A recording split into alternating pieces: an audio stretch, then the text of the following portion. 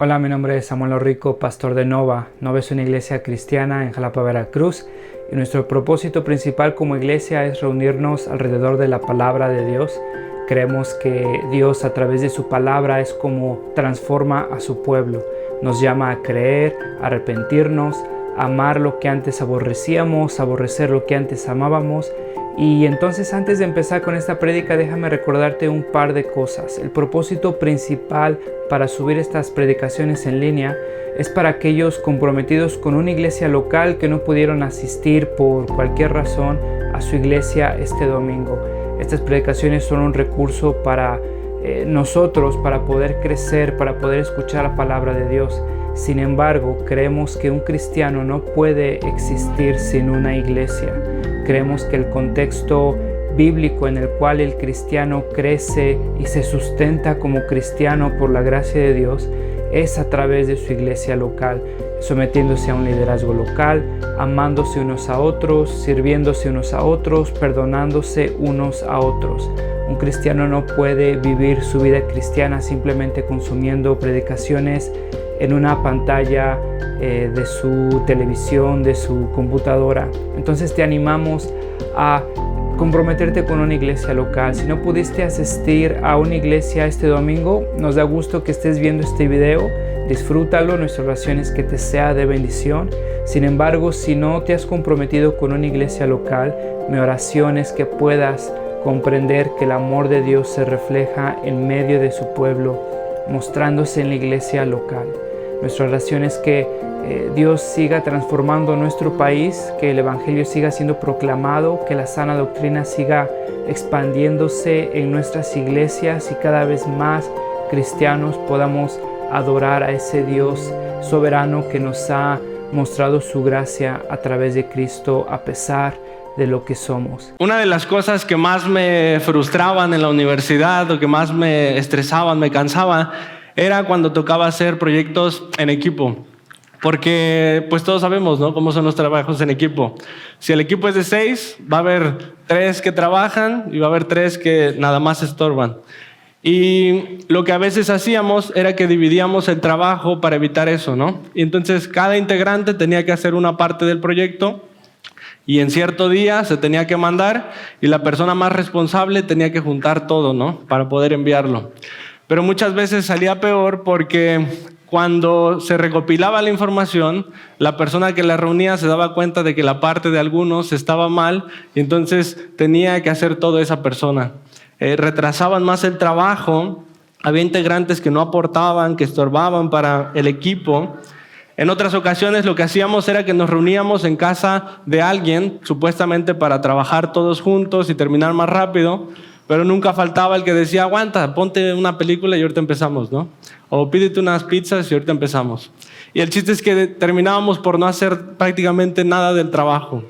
Y sería interesante preguntarte qué tipo de integrante eras en tus equipos en la escuela. Si eras de los que trabajaban, de los que aportaban, o tal vez eras de los que estorbaban. Y quiero que pienses en esto. Cuando hablamos de una iglesia, siempre utilizamos imágenes que somos una comunidad, que somos una familia, que somos un pueblo, que somos un cuerpo, pero siempre apuntamos a la unidad. Somos un grupo de personas redimidas por Cristo con un mismo propósito, ¿no? La gloria de Dios, expandir el reino de Dios aquí en la tierra, predicar el evangelio de Cristo. Piensa en esto. Con eso en mente, pregúntate qué tipo de cristiano eres. Decimos que somos diferentes miembros, pero con un mismo propósito en la iglesia. Piensa qué tipo de miembro, qué tipo de integrante del equipo eres. ¿Será que aportas, que edificas a la iglesia? ¿O será que eres de los que estorban, de los que entorpecen? Fíjate, Pablo nos dice en esta porción que vamos a encontrar normalmente 2 tipos de cristianos. Uno que edifica y uno que hace tropezar a los demás. Entonces, si te puedo resumir la prédica en 2 oraciones sencillas, sería así como creo que les va a aparecer en la pantalla. Hoy Pablo nos enseña que el que ama edifica, el que juzga entorpece. El que ama, edifica, el que juzga, entorpece. Entonces, ¿qué les parece si me acompañan una vez más a orar brevemente para poder comenzar con la porción? Señor, te damos gracias, Padre, por este tiempo que nos regalas. Te ruego, mi Dios, que seas tú a través y a pesar de mí. Te ruego que sea tu Espíritu dirigiendo estas palabras, que podamos como iglesia aprender cómo es que debemos comportarnos, Señor, en aquellos temas que no son esenciales para nosotros. Cómo es que debemos tratarnos entre hermanos con diferentes convicciones. Padre, que podamos recordar aquel propósito que tú nos has dado y que podamos trabajar. Sale, entonces fíjate, gracias y te lo pedimos en el nombre de tu Hijo Jesucristo. Amén. Sale, entonces fíjate, necesitamos, para poder empezar con la porción, necesitamos recordar un poco del contexto brevemente. ¿Te acuerdas? Pablo escribe esta carta a la iglesia que estaba en Roma. Y esta iglesia tenía un contexto bien interesante porque estaba conformada principalmente por dos grupos de cristianos. Había cristianos que venían de un contexto judío y había cristianos que venían de un contexto gentil, pagano. Y eso es importante porque los contextos no solamente eran diferentes, un poco diferentes, sino que eran completamente opuestos. Los judíos estaban acostumbrados a vivir sometidos a la ley mosaica. Restricciones alimenticias, días festivos que marcaba el calendario judío, ceremonias, se abstenían de muchas cosas. Y por el contrario, los gentiles tenían una vida mucho más libre. No se sometían a prácticamente nada, tenían una vida donde ellos podían escoger lo que querían, tal vez tenían diferentes ídolos, pero probablemente tenían vicios, tenían una vida sexual sin límites. Eran completamente opuestos. Ahora piensa en esto, personas de estos diferentes grupos de repente conocen el Evangelio, ponen su fe en Cristo y ahora son llamados a vivir en comunidad.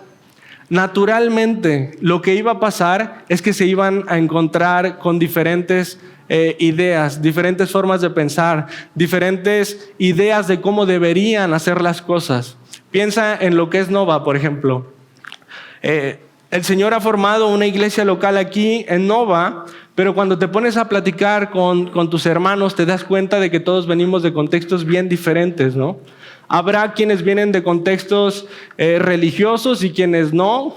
Habrá quienes de esos contextos religiosos tal vez vienen de iglesias muy conservadoras, donde había ciertas cosas que no se podían hacer o no se permitían. Tal vez la alabanza era diferente, diferentes instrumentos. Tal vez las mujeres solamente podían andar con vestido largo, no se les permitía pantalón. Tal vez el que predicaba siempre tenía que ir de traje. Tal vez era mal visto tomarse una cerveza. Hay iglesias que incluso ven mal el ir al cine o escuchar música secular. Tal vez otros vienen de contextos más carismáticos, ¿no? Iglesias donde todo gira alrededor de lo que supuestamente hace el Espíritu Santo y están acostumbrados a un servicio mucho más emocional, más emotivo, música diferente, como más movida, todo es más emotivo. Tal vez pasaban cosas sobrenaturales, los servicios del domingo. Y tal vez otros de iglesias más liberales, ¿no? O del Evangelio de la Prosperidad, donde pues la verdad que no había mucha diferencia de cómo vivías antes y cómo vives ahora, mientras te moches con una buena ofrenda. Y de repente llegas a otra iglesia y comienza la alabanza y ves que casi nadie alza las manos para cantar, ¿no? Y dices, chale, ¿verán mal que alcen las manos? Y empieza a predicar Samuel y empieza a predicar, alza la voz y baja la voz y ves que nadie grita amén cada que sube los tonos. Y dices, ¿serán cristianos estos? No alzan las manos, no gritan amén, el que predica no trae traje. Tal vez te causa confusión que leen en NBI, no ponen la Reina Valera, ¿no? ¿Qué clase de cristianos son estos? Hablan de un proceso de membresía. ¿Qué rayos, no? La cena del Señor es cada semana en lugar de cada 2 meses. Y entonces todos podemos venir con ideas diferentes de cómo debería ser la iglesia, ¿no? Y te preguntas, ¿qué onda con estos cuates? ¿Por qué hacen las cosas así y no las hacen así? Y dices, ¿cuál es la opción correcta, no? ¿Qué es lo que está bien? ¿Qué es lo que está mal? ¿Qué onda con estos cuates? Fíjate, esto mismo era lo que estaba pasando en la iglesia de los romanos. Todos tenían diferentes formas de pensar en cuanto a ciertos temas, y lo que estaba pasando con ellos es que estaba llegando a un límite donde estaba dividiendo a la iglesia. Estaban teniendo problemas, divisiones entre ellos por diferentes convicciones en temas que no eran esenciales. Es por eso que Pablo escribe esta carta, ¿te acuerdas? Pablo lo que quiere hacer al escribir esta carta es traer claridad a la iglesia de los romanos en todos estos temas que estaban teniendo problemas. Entonces, ¿te acuerdas? Hace 8 días Jared nos explicaba cómo se dividía la carta. Los primeros 11 capítulos, Pablo nos explica lo fundamental, aquello que no es esencial y no se trata de opiniones. Nos explicaba el evangelio. Y una vez que entendimos el evangelio, Pablo pasa al capítulo 12 y es como si diera la vuelta a la página y ahora nos va a explicar cómo es que el evangelio aplicado en la vida real. Cómo es que el evangelio se ve de lunes a domingo aplicado en nuestro día a día. Jared nos hablaba de que el evangelio se ve, que una persona ha entendido el evangelio, su mente ha sido renovada cuando sirve, cuando ama a los demás y cuando se somete a sus autoridades, ¿te acuerdas? Ahora, en este capítulo 14 específicamente, Pablo nos va a enseñar cómo el evangelio se ve aplicado dentro de la iglesia, aquí entre nosotros, cómo debería verse en Nova, específicamente cuando hay diferentes opiniones en temas que no son esenciales. Fíjate cómo Pablo, vamos a dividir la porción, lo que resta de la prédica en 3 puntos bien sencillos. Vamos a hablar del hermano débil, vamos a hablar del hermano fuerte aparentemente y vamos a cerrar con la corrección de Pablo. Entonces fíjate cómo comienza la porción. Desde el inicio Pablo hace evidente los problemas que había en la iglesia. Versículo 1 y 2 dice: reciban al que es débil en la fe, pero no para entrar en discusiones. Algunos su fe les permite comer de todo, pero hay quienes son débiles en la fe y solo comen verduras. Fíjate, Pablo lo que hace entonces es que le pide a un grupo de cristianos de la iglesia que reciban al otro grupo, que los reciban, que convivan entre ellos, pero les dice, pero no para entrar en discusiones, no para que se agarren del chongo, para que empiecen a pelear por quién tiene la razón y quién no. Había diferencias, les dice Pablo, pero no discutan por eso. Literalmente dice, no para discutir por modos de pensar. Fíjate, estos romanos eran esos típicos hermanos que ya saben, que piensan diferente en ciertos temas y aún así, cada que se ven, se están toreando con lo mismo. Uno llega y le dice, ¿ya leíste Levítico? Que no rayes tu cuerpo porque es templo del Espíritu. Y el otro le dice, ya te dije que Levítico no habla de eso ahí. Si es eso, pues aguas con los tacos y la cocota que te echaste anoche, ¿no? Porque tu cuerpo también es templo del Espíritu. Y pasa el tiempo y se vuelven a encontrar y es lo mismo, ¿no? Traen nuevos argumentos, pero siempre se están tratando de convencer de que el otro está mal. Esto es lo que estaba pasando en la iglesia de los romanos. Y fíjate, el ejemplo que nos pone Pablo específicamente era en cuanto al tema de la carne. Había cristianos que comían carne y había cristianos que solo comían verduras, dice. ¿Te acuerdas? Había cristianos que creían que era pecado comer carne que había sido ofrecida a los ídolos. Y entonces, en esa época, si tú ibas al mercado a buscar carne, pasaba muy similar como cuando hoy vas a una pollería. Y dices, ¿cómo la pechuga, no? Y te dicen, pues tengo fresca de 54, pero tengo fría de 45. La fría te la dan más barata porque es de días anteriores. En ese entonces, si tú preguntabas a cómo el kilo de carne, te decían, tengo esta de 200 y tengo esta de 100. La de 100 era más barata porque era la que había quedado de los sacrificios que se ofrecían a ídolos romanos. Y entonces los cristianos que tenían la convicción de que no era bueno comer carne que era ofrecida a los ídolos, decidían abstenerse por completo de la carne, porque no confiaban en lo que les decían los vendedores, si esta sí era limpia o no. Había incluso algunos judíos que todavía respetaban las restricciones alimentarias que veíamos en Levítico. Y entonces el conflicto se daba por esto. Unos le decían, ya no seas payaso, ¿qué es un ídolo? No es nada, tú cómetela. Y el otro le decía, ¿cómo crees? ¿Cómo te vas a comer eso sabiendo que fue ofrecido a un ídolo? Y chocaban por estos temas. Ahora, es importante que veamos cómo Pablo etiqueta a estos cristianos. Dice que unos son más fuertes en la fe que otros. Pero es importante que veamos cómo Pablo describe a cada uno de ellos, porque en muchas iglesias se entiende al revés. En muchas iglesias, cuando se habla de que un hermano es fuerte o tiene una fe firme, se piensa en un hermano que se priva de un chorro de cosas. Y entonces es un hermano que no prueba una sola gota de alcohol, es un hermano que no dice ni una grosería, es un hermano que no va al cine o que no escucha música secular. Y mientras más se priva de esas cosas, se cree que es más fuerte o tiene una fe más firme. Y entonces si un día pasa por ahí y te ve echándote una cerveza con un amigo, entonces eres tachado de inmaduro, como hermano débil, si escuchas música secular, si vas al cine. A pesar de que son cosas que ni siquiera están prohibidas en la Biblia. Ahora fíjate que Pablo está describiendo al débil y al fuerte de forma contraria. Ahí en el versículo 2 dice, hay quienes son débiles en la fe y solo comen verduras. Pablo describe al hermano débil como aquel que su conciencia no le permite hacer ciertas cosas, aunque no estén prohibidas por Dios, pero su conciencia no le permite porque siente que hay algo ahí, ¿no? Que puede ser pecaminoso, que está mal. Está el tema, veíamos el tema de los tatuajes, ¿no? Habrá quien diga, mira, yo entiendo que no hay una prohibición tal cual en la Escritura, pero no me cuadra. O sea, yo no lo podría hacer con una convicción tranquila, ¿no? Pasa mucho con el tema de Todos Santos, ¿se acuerdan? Sam ha sacado incluso algunos videos explicando ese tema.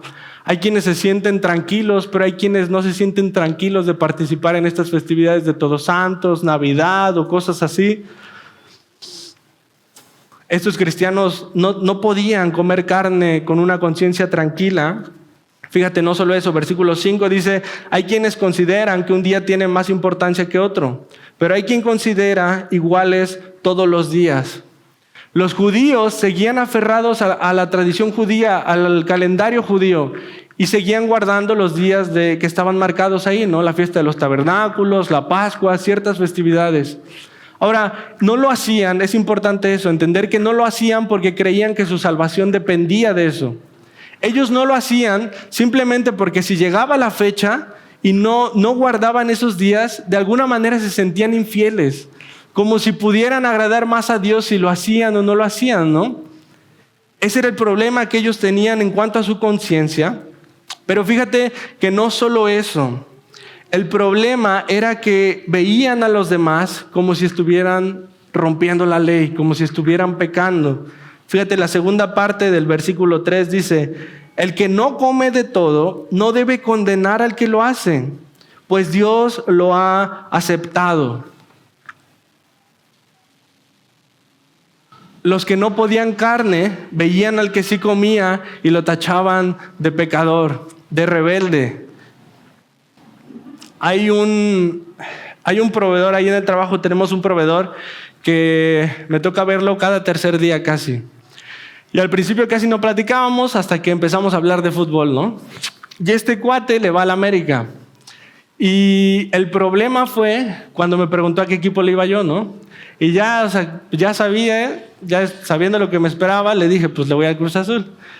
Y ese cuate, desde ese día, de verdad, no hay ocasión que no llegue y que no intente convencerme de que me cambie de equipo.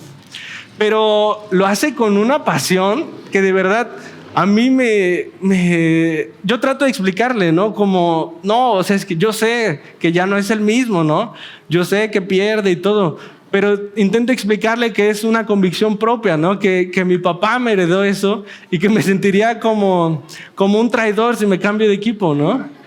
Y él como que no lo lleva a un límite, de verdad es tan apasionado por eso, que lo lleva a un límite donde pareciera que es lo correcto decirle a la América y cualquier otra cosa es malo o es pecaminoso, ¿no? Y yo a veces digo, ay Dios mío, ¿estaré fallando por irle al Cruz Azul? Y es una persona que me pone una carga, o sea, en un tema que se trata de preferencias, ¿no? No hay algo bueno o malo, pero a veces me hace sentir cargado, ¿no?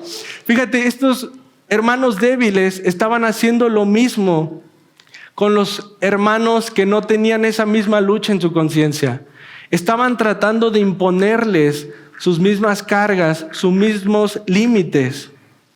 Fíjate, el versículo 4 dice: ¿quién eres tú para juzgar al siervo de otro? Que se mantenga firme o que caiga es asunto de su propio Señor, y se mantendrá firme porque el Señor tiene poder para sostenerlo. Fíjate, el débil creía que la forma en cómo él se cuidaba era la mejor, era como la fórmula para no caer. Y entonces si veían a alguien que se echaba una cerveza, decían: ese cuate va a acabar bien borracho. Si veían a alguien comiendo carne, decían: no, ese cuate tarde o temprano va a acabar en idolatría, ¿no? Y estas iglesias podrían hacer lo mismo, ¿no?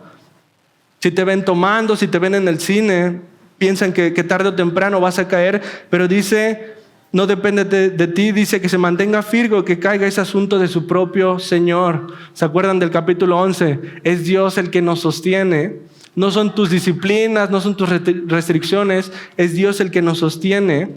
Pero estos débiles trataban de imponer sus condiciones a los demás. Era ahí donde se estaban equivocando. Hace tiempo escuchaba una predicación de un pastor. Era una conferencia para jóvenes, era como un taller y había puro chavo hombre y estaban hablando temas de inmoralidad sexual.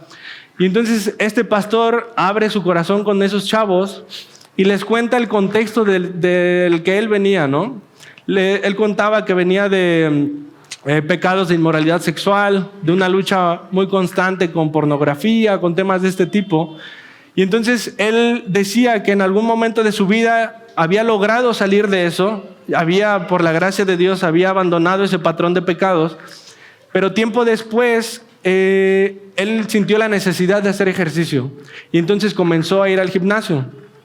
Pero después de unas semanas, él decía que empezaba a tener una lucha muy constante por el contexto que se daba ahí, ¿no? Decía, las chicas, cómo se vestían ciertas chicas, ciertos ejercicios, ciertos aparatos, que se había comenzado a volver muy tentador para él volver a ciertos patrones pecaminosos.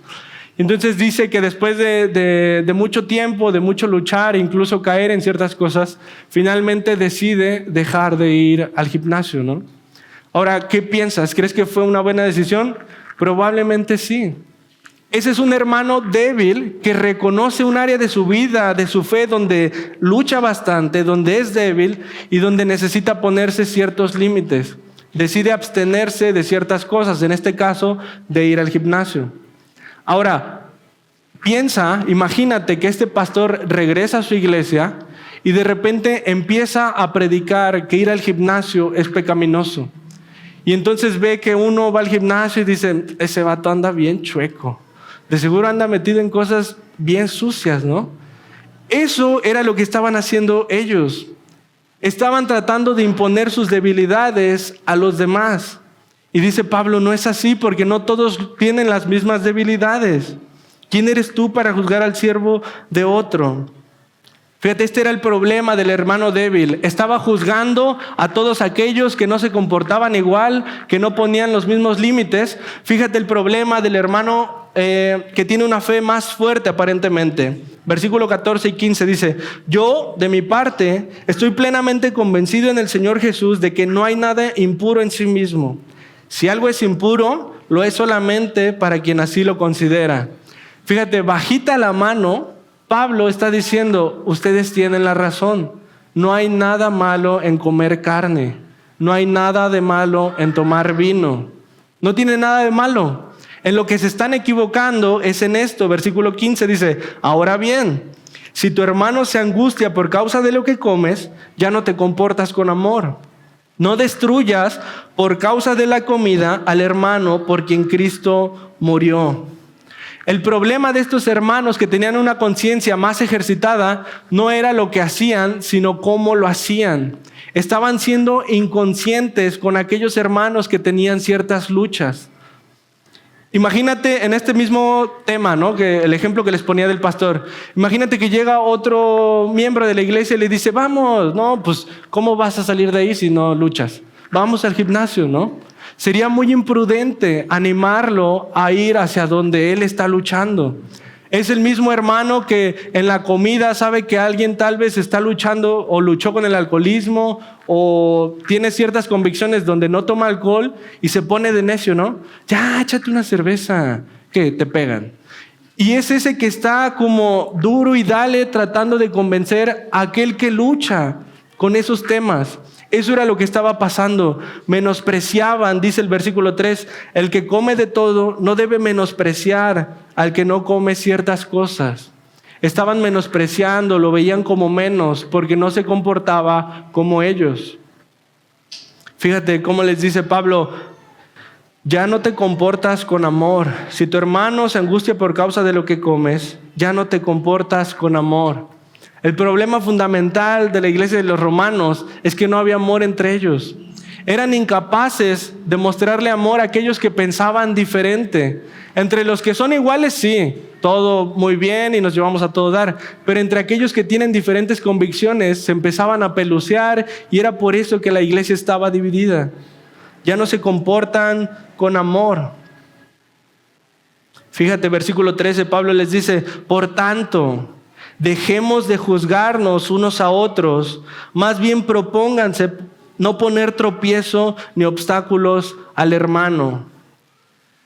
En lugar de juzgarse, muéstrense amor y pregúntense cómo se pueden edificar. ¿Cómo puedo ayudar a este hermano que está luchando con este tema, que tiene una convicción diferente? ¿Te acuerdas de la idea? El que ama edifica, el que juzga entorpece. ¿Qué es lo que está entorpeciendo? Versículos 20 y 21 dice, no destruyas la obra de Dios por causa de la comida. Todo alimento es puro, lo malo es hacer tropezar a otros por lo que uno come. Cada que te comportas de esta forma, estás destruyendo la obra de Dios. Estás destruyendo esto que Dios ha comprado para sí mismo. ¿Y sabes qué precio ha tenido esto? El hermano que tienes al lado, la iglesia completa ha sido comprada con la sangre de Cristo. Es esto lo que está construyendo Dios. Está expandiendo su reino aquí en la tierra y tú lo estás atrofiando. Estás haciendo tropezar a aquellas personas por quien Cristo pagó. Versículo 17, porque el reino de Dios no es cuestión de comidas o bebidas, sino de justicia, paz y alegría en el Espíritu Santo. Pablo como si le diera unas cachetadas y les dice, aguanten, están como bien dispersos. ¿De qué se trata todo esto? Del reino de Dios, ¿no? ¿Cuál es la gran comisión? Ir y predicar el evangelio, ¿no? De eso se trata todo esto. Y ustedes están preocupados por qué comen o qué beben. ¿Cómo es que hacemos visible el reino de Dios? ¿Te acuerdas en Juan capítulo 13, versículo 34 y 35? Jesús les decía a sus discípulos, este mandamiento nuevo les doy, que se amen los unos a los otros, así como yo los he amado. También ustedes deben amarse los unos a los otros. De este modo, todos sabrán que son mis discípulos, si se aman los unos a los otros. De nada sirve que allá afuera no digas groserías, no te tomes una copa de vino, no salgas a bailar en las noches. Si tal vez invitas a una persona y cuando ven cómo eres con tus propios hermanos, se dan cuenta de que vives criticando a los demás. Porque este hermano no es así, porque piensa así. Fíjate, versículos 18 y 19, el que vive de esta manera, o sea, buscando la paz, la justicia y la alegría en el Espíritu Santo, dice, sirve a Cristo, agrada a Dios y es aprobado por sus semejantes. Es así como damos un buen testimonio. El que ama, edifica, el que juzga, entorpece la obra de Cristo, la obra de la iglesia. Ahora fíjate, ya para cerrar el último punto, la corrección de Pablo. ¿Qué necesitamos para poder corregir las conductas que pudiéramos estar equivocadas como iglesia en estos temas? Fíjate, Pablo repite 11 veces la palabra Señor.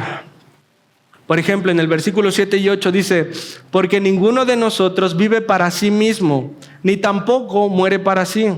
Si vivimos, para el Señor vivimos, y si morimos, para el Señor morimos. Así pues, sea que vivamos o que muramos, del Señor somos. Pablo utiliza constantemente, muy repetido, muy evidente la palabra Señor. Pablo quiere que le quede claro a estos romanos que quien pone las reglas no son ellos, es el Señor. Dios ha sido claro en muchos temas, pero en ciertos temas, otros, ha dado libertad al cristiano para que elija de acuerdo a su conciencia. Y en esos temas a ti no te corresponde juzgarlo. No estamos hablando de adulterio. Todos entendemos lo que es el adulterio y entendemos que está mal. Todos entendemos que robar está mal, que matar está mal.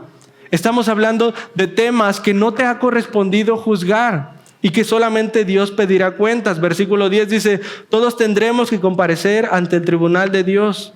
Versículo 12: así que cada uno de nosotros tendrá que dar cuentas de sí a Dios. No te corresponde a ti. El versículo 6, ¿te acuerdas? Pablo dice: el que le da importancia a cierto día lo hace para el Señor. El que come de todo, come para el Señor. Y lo demuestra dándole gracias a Dios. El que no come para el Señor se abstiene. Probablemente va a haber diferentes convicciones en cómo agradar a Dios. Y si en ese tema hay libertad, a ti no te corresponde decirle a tu hermano cómo sí o cómo no.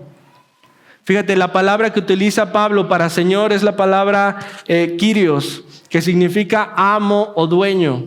Y te acuerdas, algo que siempre hace Pablo es que se presenta como esclavo y habla del cristiano como esclavo de Cristo. Y esa palabra esclavo está directamente relacionada con la palabra Señor. Era así como se referían uno al otro. Cuando tú dices Señor, tú te estás reconociendo como esclavo de Él, que has sido comprado por Él. Tal vez no somos tan conscientes, pero es lo que estamos diciendo al utilizar la palabra Señor. Dios nos ha comprado con la sangre de Cristo y nos ha hecho libres. Utilizamos mucho eso, ¿no? Dios nos ha hecho libres, pero ¿libres de qué? Tenía un amigo que cuando lo conocí me decía que era cristiano. Y pasó el tiempo y una vez estábamos comiendo así entre varios, éramos como 6 o 7 en una mesa. Y salió el tema de que si yo era cristiano, ¿no? Les dije sí. Y entonces ese amigo dijo: yo también. Dice: bueno, pero yo soy de los que pueden hacer lo que quieran. Y todos se quedaron como: ¿cómo? Dice: sí, es que hay cristianos que no pueden hacer ciertas cosas. Dice: pero yo sí, o sea, puedo tomar, puedo relaciones sexuales. Y empezó a sacar su lista, ¿no?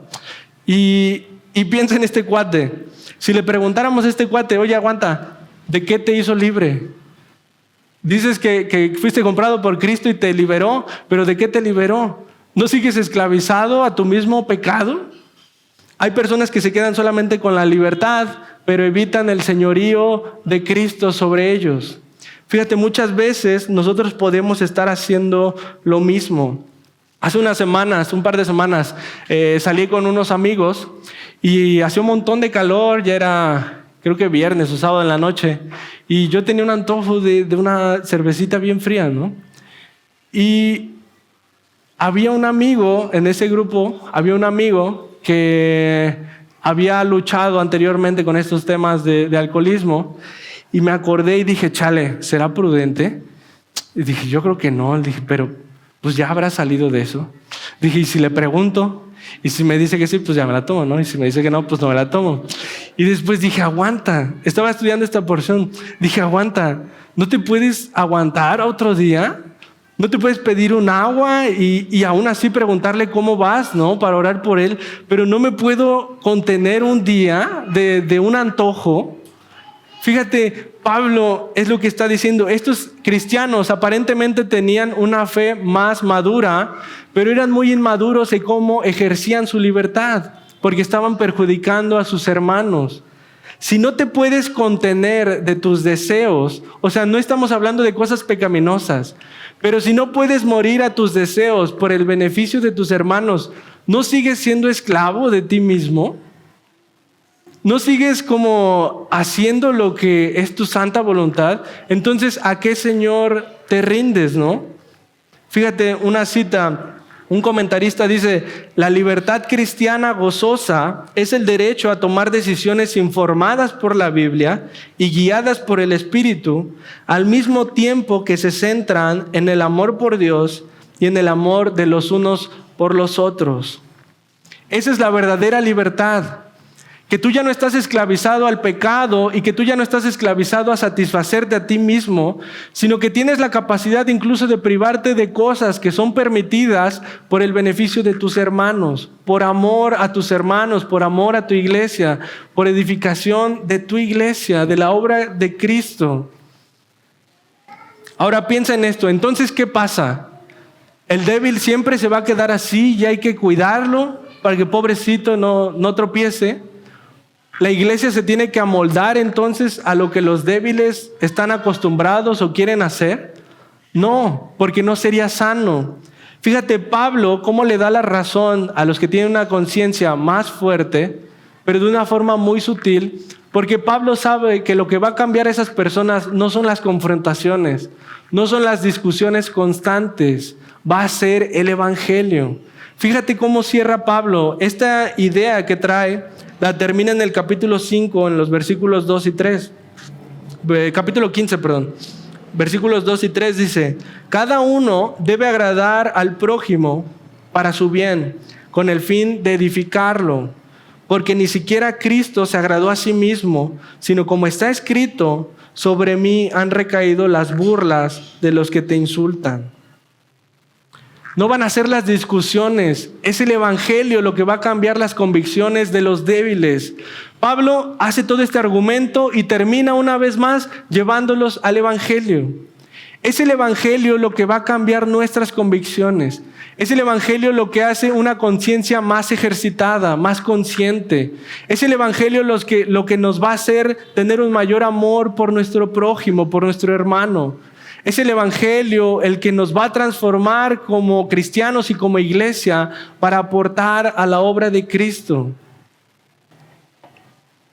Pablo, una vez más, los lleva al evangelio y les muestra cómo Cristo no vivió para sus deseos, sino para el beneficio de nosotros. Y siempre que hablamos de cómo Cristo muere a sí mismo, siempre pienso en este pasaje de cuando arrestan a Jesús. Y con eso quiero terminar. Una noche antes en Getsemaní, Jesús exponía sus deseos a Dios, ¿te acuerdas? Decía: Padre, si es posible que pase de mí esta copa. No quiero ir a la cruz. No quiero sufrir, ser separado de ti. Esos eran sus deseos genuinos, honestos. Horas después es arrestado, Pedro le corta la oreja al siervo del sumo sacerdote y Jesús le dice: aguanta. ¿Por qué? Mateo capítulo 26, versículos 52 al 54. Le restaron la oreja al siervo y dice: guarda tu espada, le dijo Jesús, porque los que a hierro matan, a hierro mueren. ¿Crees que no puedo acudir a mi Padre y al instante pondría a mi disposición más de 12 batallones de ángeles? Pero entonces, ¿cómo se cumplirían las escrituras que dicen que así tiene que suceder? Cristo tenía el deseo de no ir a la cruz, y no solamente tenía el deseo, tenía las facultades, el poder para poder librarse de eso, pero no lo hizo. Murió a sus deseos por nuestro beneficio, para que tú y yo pudiéramos estar reunidos como pueblo hoy aquí. Si eso es real, ¿cómo no podríamos nosotros reaccionar en gratitud y morir a nuestros deseos por el beneficio de nuestro hermano débil? Y animarlo quizá a salir de ahí si es posible, pero no con discusiones, sino por amor, recordándole el evangelio. Y es eso lo que recordamos finalmente. Que la iglesia podrá tener diferentes opiniones, que podrá haber diferentes contextos entre nosotros, pero lo que nos une es Cristo, y es por eso que trabajamos.